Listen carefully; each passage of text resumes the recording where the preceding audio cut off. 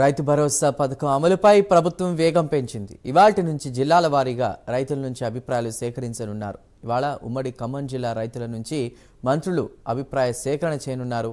రేపటి నుంచి ఆదిలాబాద్, మహబూబ్ నగర్, వరంగల్, మెదక్, నిజామాబాద్, కరీంనగర్, నల్గొండతో పాటు చివరిగా రంగారెడ్డి రైతులతో వర్క్షాప్ను నిర్వహించనున్నారు. రైతులు, రైతు సంఘాలు, మేధావులను ఈ వర్క్షాప్కు పిలవాలని కలెక్టర్లకు ప్రభుత్వం ఆదేశాలు జారీ చేసింది.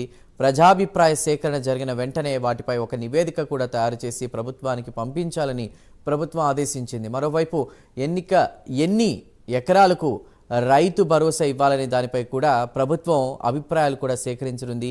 ప్రజాభిప్రాయం ప్రకారం రైతు భరోసాను ప్రభుత్వం అమలు చేయనుంది.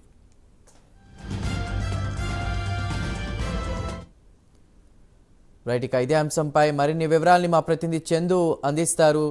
చందు, రైతులకు సంబంధించి కూడా ప్రజాభిప్రాయ సేకరణ చేసే విధంగా కూడా ప్రభుత్వం ఏర్పాట్లు చేసినట్టు తెలుస్తుంది. పూర్తి వివరాలు ఏంటి?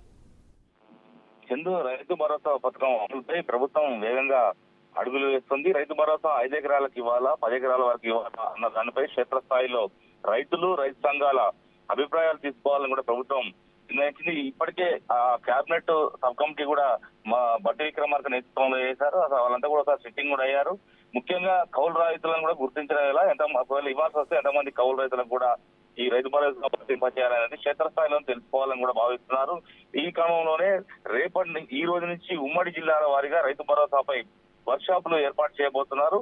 ఈ నెల 10 అంటే ఈ రోజు ఖమ్మంలో ఉంటుంది. అదేవిధంగా 11వ తారీఖు ఆదిలాబాద్, 12వ తారీఖు మహబూబ్ నగర్, 15వ తారీఖు వరంగల్, 16వ తారీఖు 19వ తారీఖు కరీంనగర్, 18వ తారీఖు నిజామాబాద్, 22వ తారీఖు నల్గొండ, 23 రంగారెడ్డి జిల్లాలో ఈ యొక్క వర్క్ షాపులు కూడా నిర్వహిస్తారు. ముఖ్యంగా ఈ వర్క్ షాపులకు సబ్జెక్ట్ అంతా కూడా వెళ్తుంది.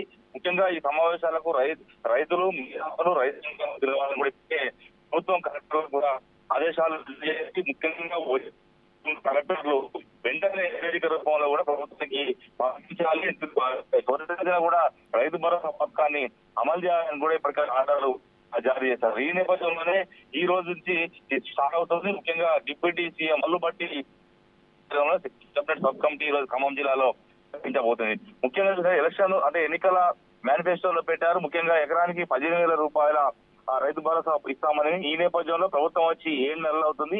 ఇప్పటికే అటు ప్రతిపక్షాల నుంచి కూడా పెద్ద ఎత్తున విమర్శలు వెల్లువెత్తుతున్నాయి. ముఖ్యంగా గత ప్రభుత్వం ఎకరానికి 10,000 ఇచ్చింది, అది వెంటనే ఇచ్చింది. కానీ ఈ ప్రభుత్వం వచ్చిన తర్వాత రైతు భరోసా పథకాన్ని నిర్లక్ష్యం చేస్తుంది, ఇవ్వకుండా రైతులను ఇబ్బంది పెడుతున్నట్టు కూడా ఇటు ప్రతిపక్షాలు విమర్శలు చేస్తున్న నేపథ్యంలో ఖచ్చితంగా రైతు భరోసాను వెంటనే అందించేలా చర్యలు తీసేస్తే కేబినెట్ సబ్ కమిటీ వేసి ప్రభుత్వం వేగంగా కూడా అడుగులు వేస్తున్న పరిస్థితి అయితే మనకు కనిపిస్తా ఉంది.